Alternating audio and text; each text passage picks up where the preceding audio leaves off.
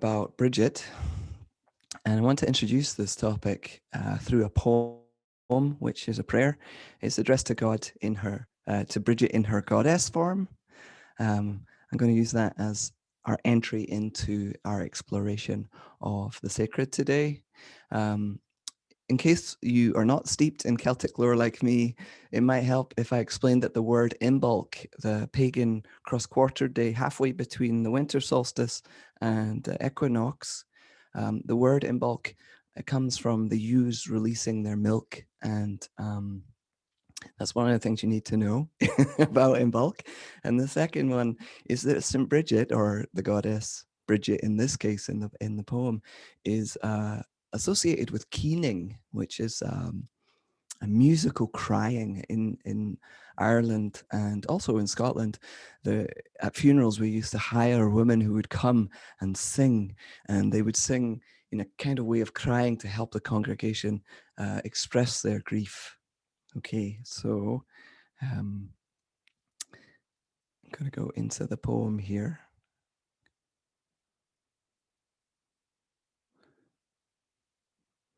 I have, yeah, I just want to check that you guys can see. I've got so many windows open on my screen. So this is from, this is a prayer poem that was written last year, right? And I really want us to take stock of Imbolc in this time. So this was written a year ago tomorrow, and I found it on a website called by a woman called Hecate Demeter. It's a WordPress site. She describes herself as a woman, a witch, a mother, a grandmother, an eco-feminist, a lawyer, a gardener, a reader, a writer, and a priestess of the great Mother Earth. And this is called "This is a Prayer for Imbolc. This is a Prayer for Resistance." And the first words are right there. So let me just jump in. This is a prayer for Imbolc. This is a prayer for when roads flood.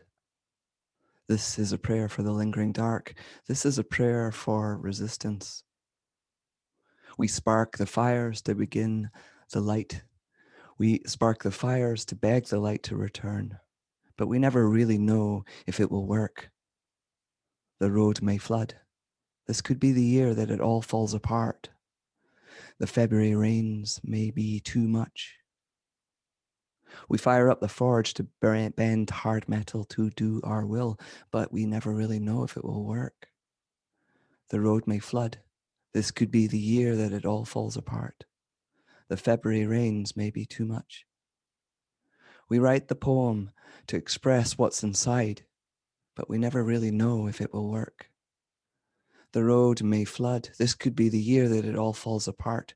The February rains may be too much. Imbolc is a chance we take in the dark. And this is the prayer for when things fall apart. This is the prayer for when roads flood. This is the prayer for Imbolc. This is the prayer for the lingering dark, and this is the prayer for resistance. Bridget, the goddess of poetry, invented keening for those times when no words were enough. Shall we now keen? Bridget, the goddess of smithcraft, invented forges for those times when small flames were not enough. What shall we now forge? Bridget, the goddess of healing, invented beer for those times when water couldn't cure the deep thirst. What shall we now toast? Bridget stands in the February rain, a warm flame in her hand, watching the roads flood. She will neither look away from the flood nor extinguish the flame. Imbolc is the chance we take, a chance we take in the dark. This is the prayer for when things fall apart. This is the prayer for when roads flood. This is the prayer for Imbolc. This is the prayer for the lingering dark, and this is the prayer for resistance. The shepherd goes out despite the rain. The shepherd is the resistance.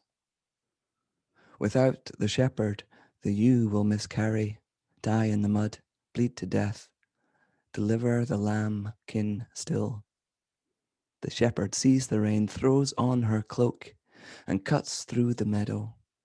But she never really knows if it will work. The road may flood. This could be the year that it all falls apart. The February rains may be too much. But she wades towards the yew. Bridget sees and holds her flame. Imbolc is a chance we take in the dark. This is the prayer for when things fall apart. This is the prayer for when roads flood. This is the prayer for Imbolc. This is the prayer for the lingering dark. And this is the prayer for resistance. It's Imbolc. It's pouring rain in the lingering dark. The roads have washed away. The ewes are miscarrying. The forge fires going out. The poets are throwing down their pens. The yeast has failed the hops. Who are you in these times?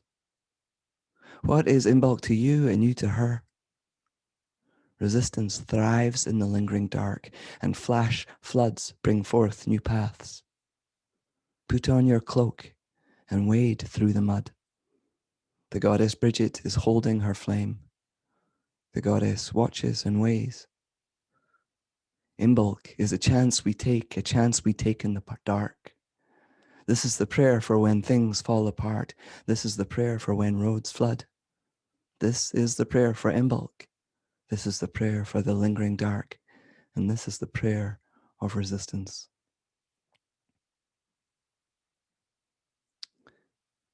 Amen.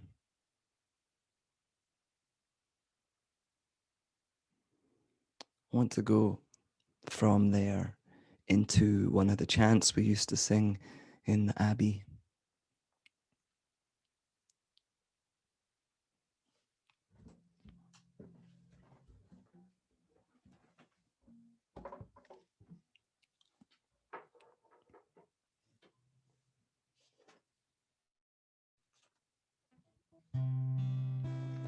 Don't be afraid.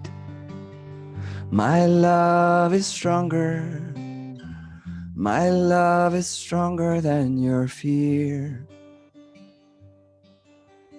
Don't be afraid. My love is stronger, and I have promised to be always here. Don't be afraid. My love is stronger. My love is stronger than your fear. Aha, you're telling me that you can't hear. Zoom has done that thing again.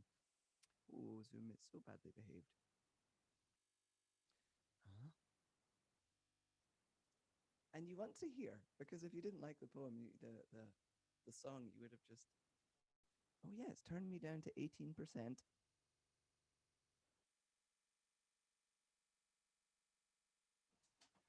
All right. Okay, I'm going to go in and I'm going to change my settings. Turn on original sound. Great. Thank you for reminding me. I don't think Zoom likes it when I sing. Don't be afraid. My love is stronger. My love is stronger than your fear. Don't be afraid. My love is stronger, and I have promised to be always near. One more time. Don't be afraid. My love is stronger. My love is stronger than your fear. Don't be afraid. My love is stronger, and I have promised to be always here. And as I'm changing my screen over, I'm going to ask Lynn if you are able to come forward and share the reading today.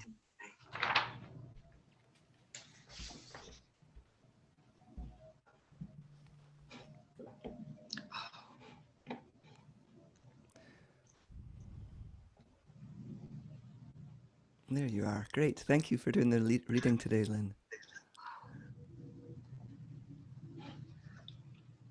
The reading today is from Jeremiah 6:16.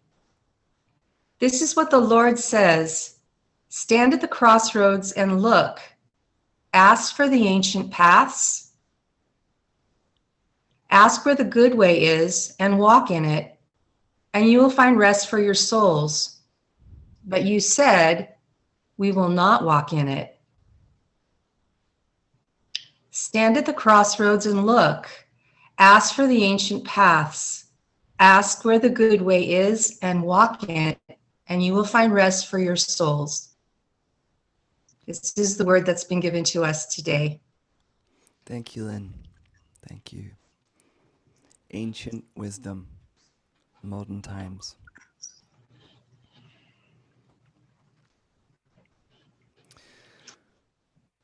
So I'm going to explore that ancient wisdom and modern time here. So Imbolc and St. Bridget all converge. So I'm going to start by taking the pieces apart a little bit. And I just muted you, Lynn. I hope you don't mind. Start with some definitions. So what is Imbolc? As I said, Imbolc is one of the 8 pagan holy days. It's the one that arrives halfway between the winter solstice and the spring equinox in the northern hemisphere. It's the dawn of a new growing year. And sometimes it's the coldest hour of all, like the hour before the dawn. It's associated with the baby lambs getting ready to be born.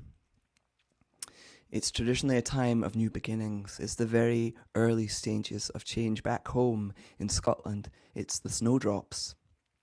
And where you all are in the Pacific Northwest, or where many of you are, there's those plum trees, those native plum trees that have the 2 little berries. They begin, I remember from living there, that around the time of Imbolc, they are coming into green shoots.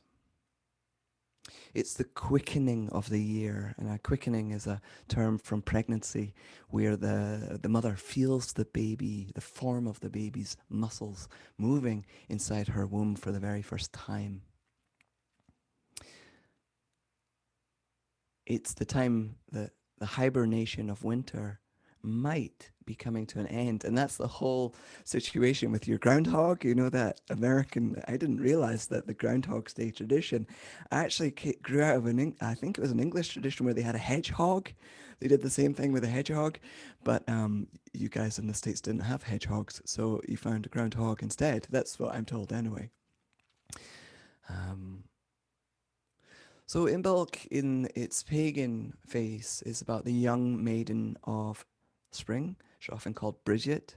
She brings back the light. She carries the flame of the fire in her hand. And she's the promise of the new year coming into fruition, that the old maid of winter is losing her grip. The Christian tradition adopted and reworked Imbolc into their story, just like happened with Halloween and Yule. The people in Europe needed to make sense of this Middle Eastern Jesus God story. And it morphed in the Christian tradition into Candlemas. Candlemas is on the 2nd of February, and Imbolc is either on the 1st or the 2nd. It's a celestial thing, so it's hard to pinpoint it on a calendar that doesn't follow the moon. Candlemas is the 2nd of February, and St. Bridget's Day is the 1st. So maybe you don't know what Candlemas is about. So Candlemas in the Christian story, in the Jewish tradition, there were rules to do with when a baby was born, and a certain number of days after the circumcision of a male baby, or if it was a female baby, it was twice as long. There was no circumcision involved, but there was rules to do with the purification of the mother, and this was 40 days after the baby was born, and the baby Jesus is brought to the temple for the first time. And the old man and the old woman, the old priest and the old priestess, Anna and Simeon, see the baby Jesus and recognize him as the light to lighten the Gentiles, the Messiah, the promise of the light in the world. And there's a very famous passage called the Nunc Dimittis that Simeon is supposed to have said. I'll read it for you now. Lord, now lettest thy servant depart in peace according to thy word. For mine eyes have seen thy salvation, which hath prepared before the face of all people, to be a light, to lighten the Gentiles, and to the glory of thy people Israel.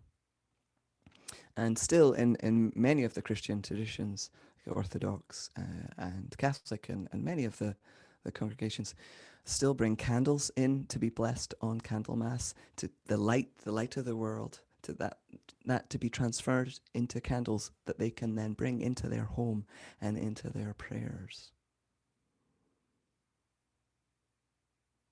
So we need to add Bridget in. So who is Bridget or Saint Bridget, and what's she got to do with this time of year? Well, Bridget began her life as a pagan goddess and ended up as a Christian saint. And in Scotland and in Ireland, nobody bats an eyelid about the fact that this is quite strange. It is our lass in the Christian story. And we call her the Mary of the Gales. She's really important. And one of the mystical videos I was watching, I can't remember the name of this presenter, but he hypothesized that the Irish would never have accepted the story of one deity that was a male god in the Middle East if it hadn't been for Bridget. That Patrick would not have been successful if Bridget had not been part of that. Let me go find my notes. She is Bridget, who is Saint Bridget, is the patron saint of poetry, healing, smithcraft, cattle, beer, infants, fugitives, and mariners, to name but a few. Also nuns and midwives. For me, Bridget is a great example of how myth and legend can live in the zeitgeist and in the soil of our land and birth themselves into actual people. That we are influenced by the creation stories and the myths and our saints. Those stories of our ancestors are very important. Stories of our religious traditions are very important. They somehow come to birth in us. The goddess aspect of Bridget is also very much about fire and fertility. And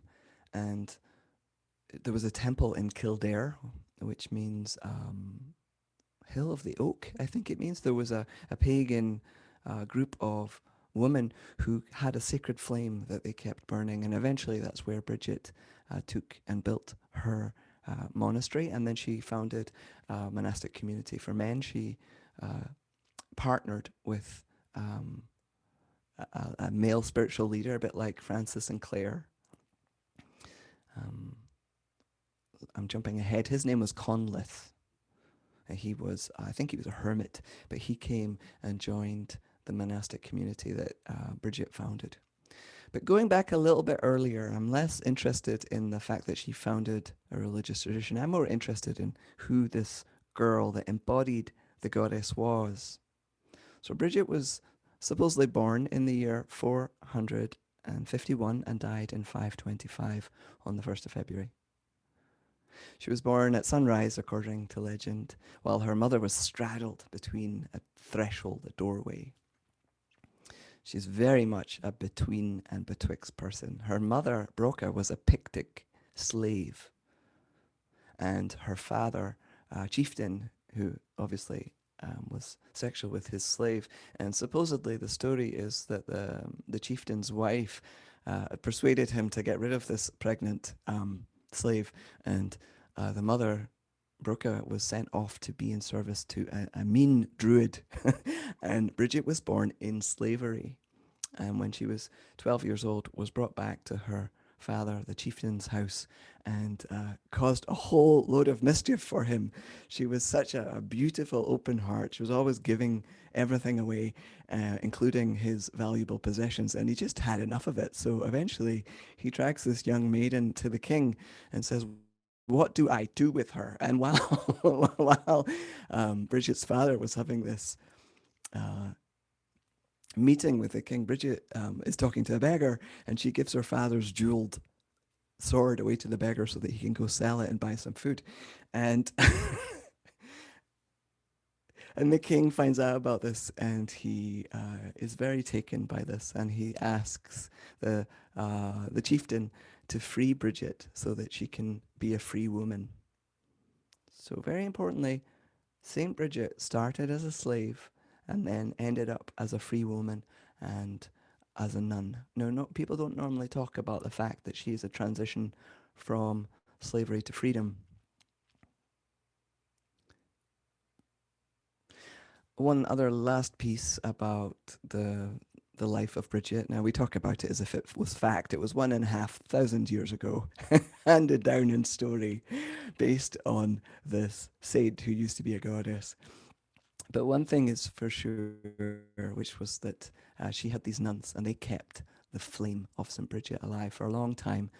And then I think in the 18th century, during our Reformation, that that time ended. Um, and in 2006, the President of Ireland, Mary Elise, lit the Bridget flame. These nuns came together to hold the flame again. So Bridget's flame is now tended 24 hours a day by nuns again. Okay, now I could talk all day, and time is limited. So let's cut to what did I'm just reading Leanne's comments about when did she transition to be a saint. Well, we don't know, but I think it was shortly after she died that she was recognized as a saint and that she was an embodiment of the goddess. So probably about 1,500 years ago is when she made that transition from goddess to saint. But for many people, she still holds both. For me, she does. What does she mean to me? She's a bridge between um, the God story, the Jesus story, and my people, my land, my life, and the big book of creation all around us. Now, what I'm referring to here, I showed you this once before. It's a, oh no, that's the wrong one. Image, here we go. This is a painting by John Duncan. I think it was 1917 it was painted. And in the very far bottom right is Iona Abbey, where I used to live. And this is the story of a legend about Saint Bridget being taken away to be Jesus' wet nurse. Now, she lived more than 400 years after Jesus died. What a ridiculous story. But we don't worry about that too much because she's also a goddess. And what's important in this is you've got the seal there, and you've got RC and our Abbey and our Lass being taken away to the Jerusalem to be part of the Jesus story. It's part of how we made sense of it and how we claimed it to be our own. She's a threshold between the old way and the new way. There's also another ridiculous story about Bridget, which I love, that I read recently, which was when Jesus was born, Mary gave birth to twins. And the second one that we don't hear about was a wee girl, and that she grew up to be Bridget and traveled to the Celtic lands to bring that light. Now, what a ridiculous story again. Oh, but it's a story about a half god, half man, half goddess, half woman. The story isn't supposed to be taken literally at all. I love Bridget because she is a personality. I'm going to call her personality that reveals qualities of God. She's very authentic and true to herself, gentle and fearless. She responds to her heart stirring. Remember that story about the sword? She's in deep trouble. She's at the king's house, and still she gives her father's sword away. She's very generous, and she's able to step over thresholds to see the old and the new and be among them all. And in doing so, she is a presence of healing.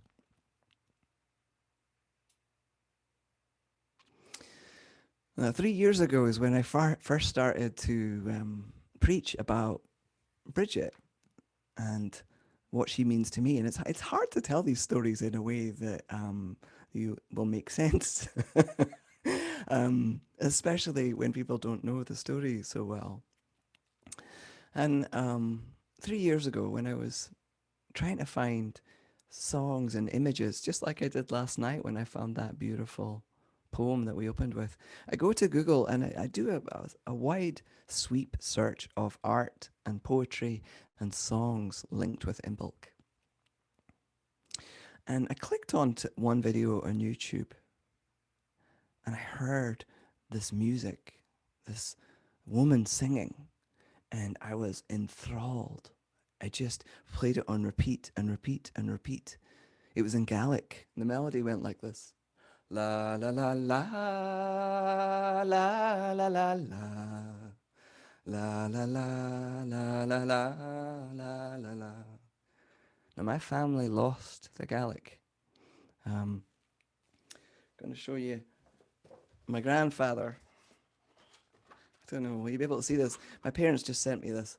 This is him. He was a butler and a man in service. His name is Donald. And he was the last one that lost the Gaelic, and he didn't pass it on to my grandfather, Malcolm. There's a lovely story in this book about how when he went to school, the other kids were teaching him Gaelic, and he was learning it, and he was sharing it with his mother, who didn't speak any Gaelic. And eventually he felt bold enough to speak to his father in Gaelic, and he spoke to my great grandfather in Gaelic, who got mad because the kids at school had taught him a whole load of swear words, and he didn't realize he was swearing. He was swearing, and that was the end of him learning Gaelic. But he picked it up. But he was the last one in my lineage that spoke the Gaelic. But my soul was listening. It understood something in this language, something in this song. And I hunted and hunted, and I worked out eventually it was the voice of Sinead O'Connor. So I started listening through to all Sinead O'Connor's songs in Gaelic, and after about 2 days I found it. It's called Woman of Ireland. And Mana na Iran. And Wikipedia told me that what I was listening to was the words of a poet called Peter O'Doran, who lived in about 1760. And the melody was composed in the 1960s by Sean O'Rada. And it was a rebel song. It was about colonization. And in the words that I was listening to and understood but didn't understand, it describes Ireland as a generous, beautiful woman suffering the deprecations of her English master, and how the Irish need to come and defend her. And I started listening. I was like, oh, this has got something to do with colonization. This has got something to do with Bridget here. And I'm in America, and Trump is the president. This is 3 years ago, and colonization is beginning to show its really ugly side again in white nationalists walking down public streets, waving flags and broadcasting hatred. I started paying a lot of attention, and I couldn't stop this melody, so I wrote it into a new song. And I'm going to share that with you now. It's called Beloved Bridget, and as always, can you give me a thumbs up when you can hear it? Beloved maiden, sweet Bridget, you are the spring and new life for this world. defile you, woman may banish you, but you cannot be removed from the soil.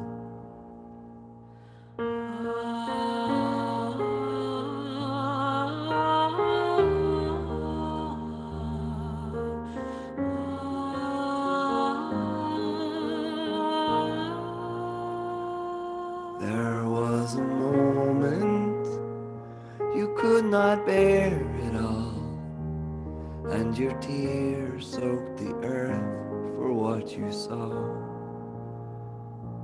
And on that hallowed ground there grew a fruit tree, with Eden's fruit brought to light through your tears.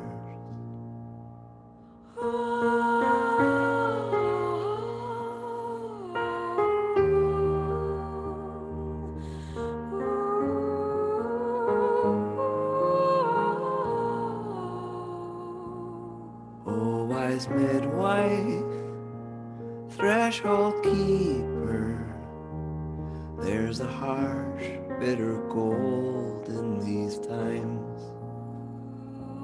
But in your tender heart there lives a beauty. It's the gold that fills the cracks where we divide.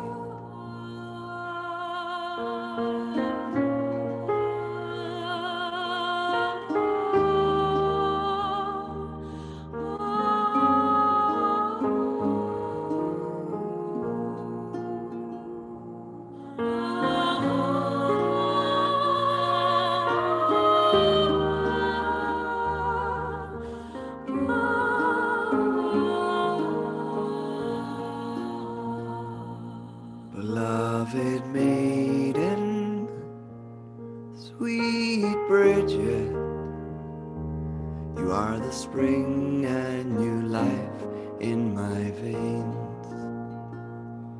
Men may defile you, woman may banish you, but you cannot be removed from the soil.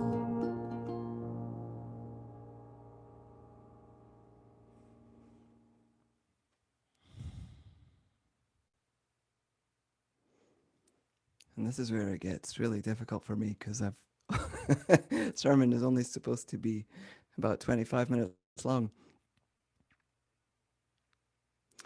So that song for me, which is taking that melody, that rebel melody, singing with a lens looking at colonization in America and the beautiful spirit in the land, as well as the tears from genocide and slavery. And that we are part of that. You know, Adam and Eve means living clay. And I believe that where we are birthed is a huge aspect in who we are, not just what our DNA is. God is in our DNA, but that DNA is also part of the land. We are children of Mother. But the biggest influence in that song was from my friend Christine's book. Christine, who's the abbess of Abbey of the Arts. I talk about her a lot. And in her book called The Soul Slow Ripening, on her chapter on thresholds, she has a poem about St. Bridget, and she introduces it this way. As a closing blessing, I offer this poem I wrote about St. Bridget based on a legend that her tears over the suffering of the world fell to the ground and there grew a fruit tree. Bridget is the patron of thresholds, and in the story I hear the threshold between sorrow and new life, between honoring grief and opening new possibilities. And this is the start of her poem. There was a moment you could bear it no more. Your eyes brimmed with great glistening drops, summoned by the hunger of the world, and the callous and terrible things men and women do to one another. Your tears splashed onto cold stony earth, ringing out like bells calling monks to prayer. Now, if you're doing the work with Valerie Carr like I am, you will know that this is the work that she's teaching us about transforming America to being a less racist and more inclusive place where we all belong. And Bridget is so much about belonging.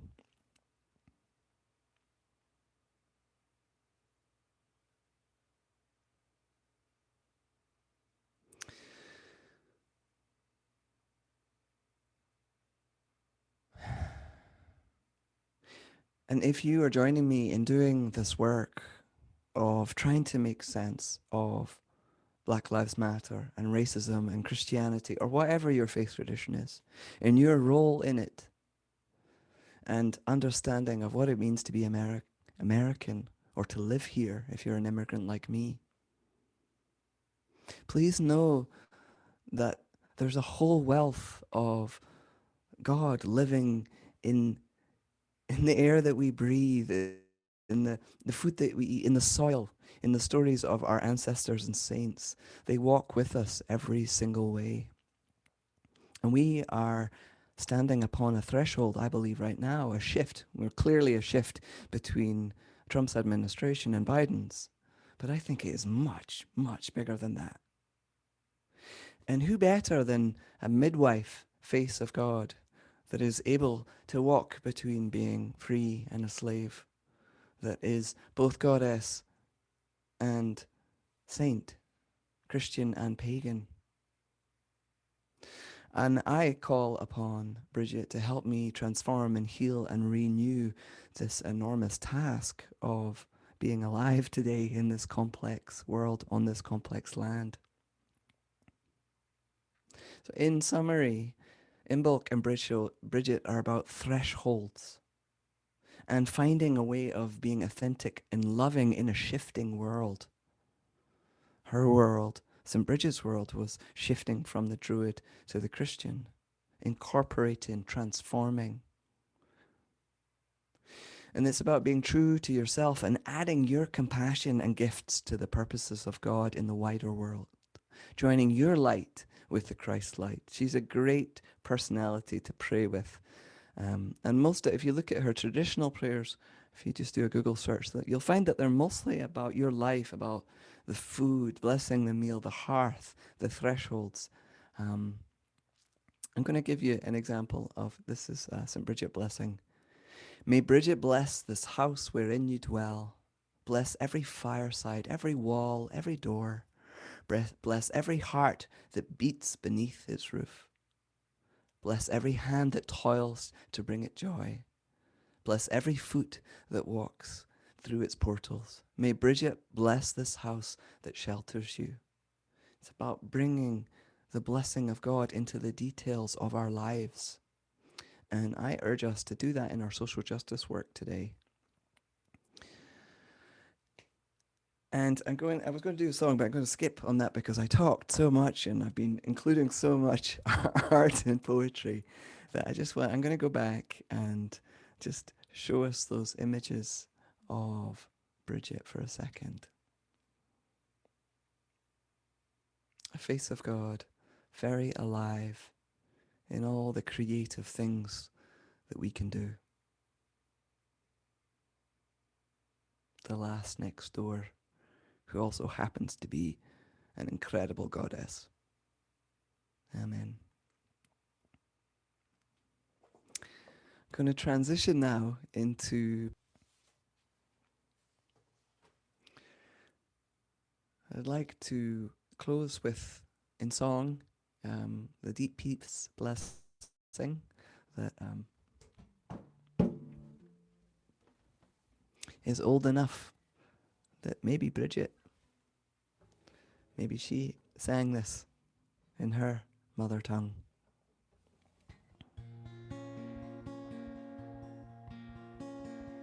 Deep peace of the running wave to you. Deep peace of the flowing air to you. Deep peace of the quiet earth to you. Deep peace of the shining stars to you. Deep peace of the Son of Peace to you. The moon and stars pour their healing light on you. La la la la la la la la la la la la la la la la la la la. One more time. Deep peace of the running wave to you. Deep peace of the flowing air to you. Deep peace of the quiet earth to you. Deep peace of the shining stars to you. Deep peace of the Son of Peace to you. The moon and stars pour their healing light on you.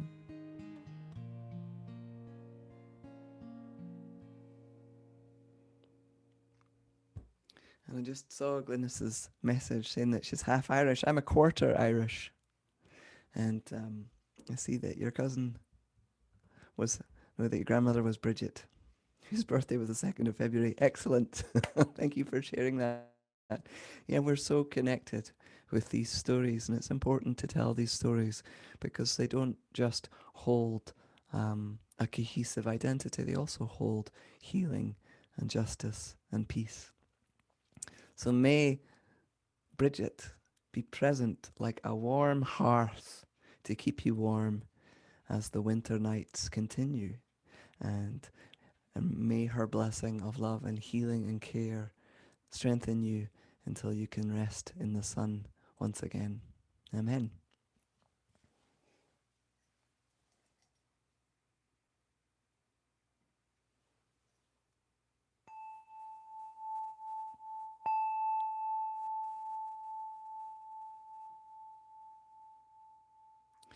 I will see you next week. I look forward to being back together. Please stay for coffee hour, and love and peace to you all.